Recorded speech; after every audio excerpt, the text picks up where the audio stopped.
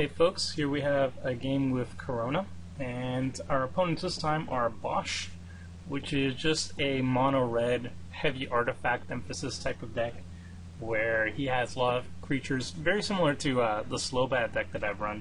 Bosch is just basically a more expensive, in-your-face sort of version of Slowbad, where you want to play a lot of artifacts that want to be sacrificed, and then you use Bosch to like throw them at people. And it does the same tricks as Slowbad. I just personally think that Slowbad is a little bit better, so I ran him instead of Bosch. But Bosch was my original general for that guy. So, things to look out for with Bosch is, since he could be heavy on mana rocks, he could just dump a lot of mana rocks and then go for land destruction. So you always have to focus on the mono red player for screwing over 5-color decks with like ruination effects and stuff like that. So he's usually a top enemy against me. Then we got Vela the Nightclad, which is generally just kind of like evasive beaters who draw cards, or you could go like infinite tokens and then sacrifice them all, so she machine guns down people with the loss of life. So you can go infinite with her, or you can just play like a straight up plane chase style ninja deck. I've seen both, so that was pretty strong, and black-blue is a potent combination in EDH. And we got Chainer Dementia Master, which is just straight up mono-black control, lots of reanimation happening there. But since I don't really worry too much about the graveyard recursion, because I have such really powerful hosers in the deck that really deal with the graveyard reanimation as soon as I draw into it, because I don't really have in the budget a lot of enchantment tutors. But if I hit one, then Chainer is basically neutered. Like they're so focused on their reanimation that if you like drop down a rest in peace or whatever, their entire game plan is destroyed. Usually, at least. So my hand is pretty good. It could be better because I only have 2 lands. I like having 3, and I only have 1 ramp. I like having like 2 or 3 again. I mean, Mirari's Wake works, but it's a 5-drop, so this is rather slower than usual for my usual type of hands. If you saw my deck overview, you could see the curve and how much ramp I run. So generally, I have more lands than this, but this is fine. I mean, I have an early ramp, 2 lands for a lot of mana fixing, and eventually Mirari's Rake, possibly some cantripping with Core's Spirit Dancer. So, and a rest to deal with some problematic creatures. So I keep, and I guess I'll just minimize these guys so they don't take up too much room. There's not exactly that much space on the screen. I'll just put Chainer over here. So Chainer starts off strong with Sol Ring, pretty much the best turn 1 play you can do in EDH. And then I just drop a land. I don't draw a land yet. Chainer just drops another land. Bitter Blossom. Still haven't drawn my 3rd land, which is a little bit worrisome. Otherwise, nobody's doing really that much. Just playing lands. And I actually missed my land, so instead of playing Core Spirit Dancer, I'm just going to play Trace of Abundance, because the hope here is if I draw another land next turn, then I can play Oracle of Muldaya, and then I can start ramping if there are lands on top of my library, as opposed to just playing Core Spirit Dancer and then probably just having Trace of Abundance the turn after and drawing a card, which is okay, but not the best. Definitely want to start ramping as much as possible, especially when I miss a land right off the bat. So far I'm most afraid of the black player, just because he has Bitter Blossom out and Phyrexian Obliterator. Judging by my hand, if I do Energy Flux, it will definitely hose the artifact Bosch deck, definitely. Like that is one of the best cards to play against them, because it's also an enchantment, so it's very hard for them to deal with it. But if I play Energy Flux right now, I could almost guarantee that Chainer's just going to swing all his dudes at me, and I have no defense against that, so I'm going to hold off on it for a bit. Right now I just want to focus on not being perceived as that much of a threat and just mana ramping. So I hit another land, thankfully. And I play Core Spirit Dancer because it wasn't untapped land, so Oracle Muldaya couldn't be played. Trading Post comes out, and obviously Bosch is going to be playing a lot of artifacts. So my energy flux is going to just absolutely destroy him. A lot of just random dudes are coming out. Ink Fathom Infiltrator Relentless Rats is an interesting one. It usually means that the person is just jam-packed with relentless rats. Otherwise, there's no point in really running them unless you're going for some like tribal rat deck. Just seems like a pretty weak choice in general. But Inkbound Infiltrator is pretty good if you want to be activating ninjas and stuff like that, ninjutsu, which Bella generally likes to do. The mono black player has a bunch of creatures, but he's thankfully not attacking with them. I get Oracle of Modiah finally out and hit one land and Leyline of the Void, which means Chainer, as soon as this is out, your days are numbered. And basically everybody who plays EDH, I'd say 99% of the decks I play against have some degree of card recursion from the graveyard or some graveyard abuse of any sort. So Leyline of the Void is never going to be just a blank card ever. There's always going to be at least one person on the board you're just going to actually just ruin, straight up ruin. But usually it's going to affect everybody. But yeah, against a Chainer player who wants to be reanimating targets, denying him any targets whatsoever by exiling everything is a pretty strong power play. Also, Trading Post is basically shut down, no more recursion for them. So that's pretty sweet. So I'm not going to play it yet, but people can see it. What I am going to do is just going to pass a turn because I only have 2 lands. Bosch really does nothing. Terrain Generator, go. This guy is probably playing kind of budget because he's doing stuff like Concentrate. But that's fine. He attacks the guy with the most stuff on the board, which is understandable, I guess. So the mono black player is missing land drops, which is kind of weird because, well, not that weird, I guess. He has Phyrexian Arena to start making up for the fact that he's been missing lands, or at least making sure that he hits lands in the future. That's what I mean. And because of the 2 damage, he replies in turn by dealing a massive amount of damage. So that's why some people are afraid to attack, because they're so afraid of counterattacks. What do I get out? Oh yeah, I want to get Sphere of Safety out, but first I want to arrest Obliterator, because Obliterator can get nutso. And I want to draw a card, because if I well, what I wanted to do there was, on the top of my library I had Avatar of Slaughter, so I play Arrest to draw a card off Cure Spirit Dancer to make sure, to give myself another chance to have the top of my library be a land card. It worked out. I had Rupture Spire on top, so I could use Oracle of Modiah to play that. And then I also get to play the Mountain following it. So I get to hit my 2 lands, and Oracle ramps me. And all because I used Arrest to cantrip into it. So that's a pretty sweet play, I'd say. And so Rupture Spire demands some land tax. I play the Mountain, and Energy Flux out. So there's one turn where I'm vulnerable to the mono black player kind of hitting me for a couple Fairy Rogues, but soon enough the Sphere of Safety is going to be coming out, and Blightcaster is going to be some pretty sweet spot removal, and Mirari's Wake is going to be coming out next turn, I believe, too. So I just swing at the guy who's open, just Nincy Tree, because I feel like he's most ahead. And I kind of want to punish him for being so fast and loose with all his loss of life. Like, there should be punishment for somebody trying to waste all their life as a resource. Like, they shouldn't just not be attacked and allowed to do so. So the Bosch player, I'm not too worried about right now because I have Energy Flux out. I'm sure there's stuff that he wants to be playing right now that he just can't because the artifact hate is very strong at the moment. But Ichor Wellspring pretty much works fantastically here. I mean, he could sacrifice over the Trading Post, but even if he didn't have the Trading Post, Energy Flux could have sacrificed it for him, so that works out for him, but obviously he can't play all the artifacts he wants right now. I'm getting attacked for 2, that's fine.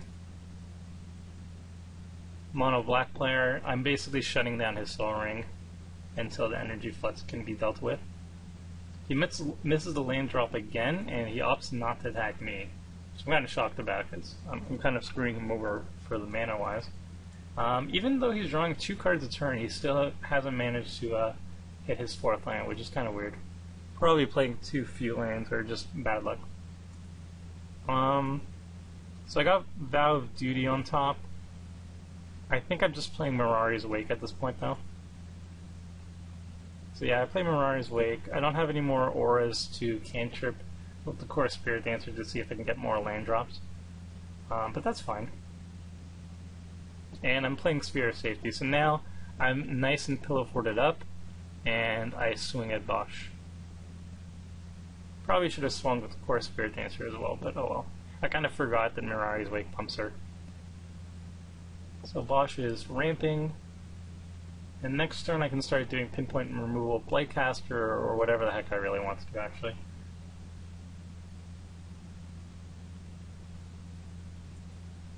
So, Sakashima comes out and copies the Oracle of Moldiah, which gives the blue-black player something he usually doesn't get, which is land ramp.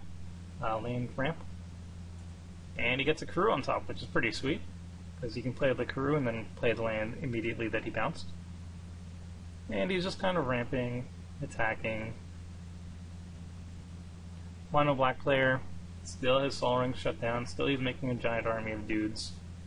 He hits a land drop, and he uses Flashback Marauder. And I have a choice between killing the Core Spirit Dancer and the Oracle Moldiah, and I decide to keep the Oracle because the Core Spirit Dancer, her card draw is very nice, but it's kind of restricted because it only affects auras. And yeah, I do have Vow of Duty coming out, but Oracle Moldiah in the end is going to draw me more cards off the top of my library than Core Spirit Dancer is going to draw me.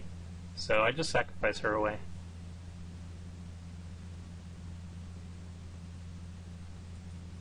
Okay, now I have options. I have Sphere of Safety out, so that means I can't really be attacked because anybody who wants to attack me has to pay at least 4 of the 4 enchantments that I have out on the field. So I go for Avatar of Slaughter, which means all these armies right over here have to start attacking and they deal double damage. So that's really sweet. That damage is going to rack up really quickly.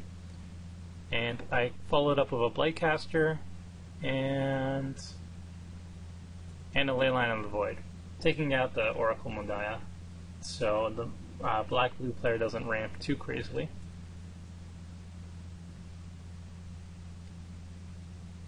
And that also destroys all future cards going into the graveyard. They become exiled. And the Bosch player played a Great Furnace, which isn't going to be very effective against me because of the energy flux. So he just opts to sacrifice it. He plays Steel Hellkite, which potentially could start blowing up all my enchantments. This is one of the few ways Mono Red has to deal with enchantments, but he has to pay a lot. He has to pay for Sphere of Safety, and if I want to be really mean, I could probably just Vow of Duty it or whatever, or Knight Captain of Eos, if he tries to swing in there. So he doesn't have that much of a hope, attacking me at least. And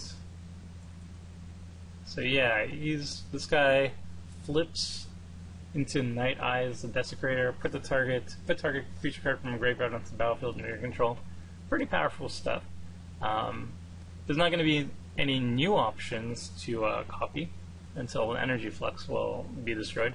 And considering my opponents are not in green or white, it's a fat chance of that happening actually. There's Blue Bounce available, but only to one person, and there's the Steel Hellkite and some artifact destruction like Oblivion Stone and stuff like that to wipe enchantments. But odds are odds are my nice pillow fort of enchantments are going to be sticking around this time. So that's kind of just beneficial for me, the opponents that I'm playing against. So I forced them to attack, and there's glorious battle happening on my behalf. And the mono black player goes, draws an extra card, loses 2 life, and he plays Attrition. So Attrition can now deal with my Avatar of Slaughter if he so chose, and he does. He does not want to be forced to attack, which, meh. I kind of like watching people attack on my behalf, but not the end of the world if it's destroyed. So I play Karona. I already have Sphere of Safety up. I have Vow of Duty coming up. I'm gonna start forcing people to attack again with Grand Melee. So losing the Avatar Slaughter isn't the biggest deal. So I'm going to Vow her up so she can't attack me ever. Kill the Flashback Marauder just in case he wants to like bounce it or something for extra value. And Night Captain Navios, so just in case the Vow doesn't work and the Sphere of Safety doesn't work, I can blank the Karona with sacrificing a soldier. So I'm forced to attack, and I attack the guy who can't really block me efficiently. And I swing around, dealing 11 damage right off the bat to Map Hack. So he's one commander blow away from dying. And he has a Steel Hellkite, but he has to pay 2 for that. Then he has to pay 1, 2, 3, 4, 5, 6 mana to attack me with Steel Hellkite, and then he has to pay extra if he wants to actually destroy anything. So he can't actually attack me with his meager 5 mana. He needs to play another land this turn, which he doesn't have. So he tries to attack me, but he swings with Karona at the mono black player. But he can't actually attack me because he can't afford the tax. So he just can't attack me, and he just gives up. And honestly, he is really much out of the game because of Energy Flux at this point. He just can't. An artifact deck just cannot play around Energy Flux unless they have actual answers to it. So he just quits early. I guess he just didn't have any enchantment disruption, or he just didn't want to keep playing. Who knows? Maybe a bit of both. So Karona goes over to another player, to the Vela player, and he swings Vela at me, which is okay, and he swings other ones at the mono black player, who's getting quite low on life. And he decides to pump Vela, so I've dealt 7 commander damage, which is okay. I don't have to fog it, because I much rather see the mono black player take what? It was 9 damage. 9 damage, not bad. And otherwise he has nothing else to do. So here, I already cast Karona with the acknowledgement that she's just going to be sacrifice of attrition, but I just kind of, since I have nothing else to do with my mana, you might as well throw her out so she deals some damage. And she did a good amount of damage. She did, what, like 11? Or she did like 18 damage total. Not even on my side, so what was it? 29 damage total. Not bad. And yeah, so she sacrifices Karona, I lose Night Captain Navios, and I lose the Vow. It's essentially a 3-4-0, but I did do a lot of damage with her. So, and he also destroys my Oracle, which, meh. Good beats. And finally I have Grand Melee, so now they're forced to attack again, and probably this Grand Melee is going to stick. So I play that, I kill his blocker, play Karona again, I think, yeah. Play Karona again, open the vaults, tap down the Vela, because I don't want her to do like commander damage to me. And I Vow up Karona, and now I can just deal lethal to the mono black player, so I don't have to actually deal with those stupid sack outlets. And he mills me in response, just like a last ditch effort. But he's dead, his days are numbered. So he's done. And he concedes. And now it's 1-on-1, and I have this impressive Pillar Fort. I don't have many cards in hand, I just have 1 to the Vela is 6. But I do have a very scary Karona that's going to be swinging for a lot of damage. So I force him to attack. He doesn't actually have to attack if he doesn't have the mana to do so. Or I think he could just opt not to pay, which is basically what he's doing. He's just tapping out, so he doesn't have to pay mana to attack me. Because he would be forced to attack, but the payment of the Sphere of Safety is optional. So if he doesn't pay the Sphere of Safety, then he can't attack. Then Grand Melee is skirted around. But Karona comes to my side, and I just swing with her full out, pump the soldiers, now they're 5/5s. My opponent blocks because he has to, except for this one because it can't block. I lose a little bit of life, but not a big deal. And I opt not to play the Spike Weaver because maybe there's going to be a board wipe of some sort. I'm assuming there's going to be board wipes because it's a black player, but all he does is he plays Sakashima's Student, just some ninja dude who can also clone, and he clones my Karona, and since he's controlling both the Karonas, he has to sacrifice one of them, and I just put Karona back into my command zone, which is fine because I have 9 infinite mana, so I'm just going to replay her if I need to. But since he did copy Karona, I get to have the Sakashima Avatar Ninja now. So I'm just going to swing back with her. I don't have to play my own again. So I do the same thing as I did last time. He has to block with Lazav. He goes down to 10. I just play Cultivate because why not? I don't want to draw any more lands, hopefully. So this thins just a little bit.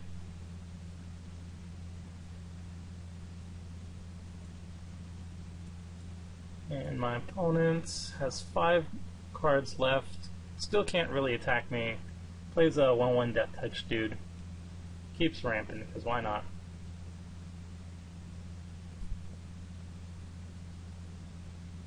And plays Figure to still win.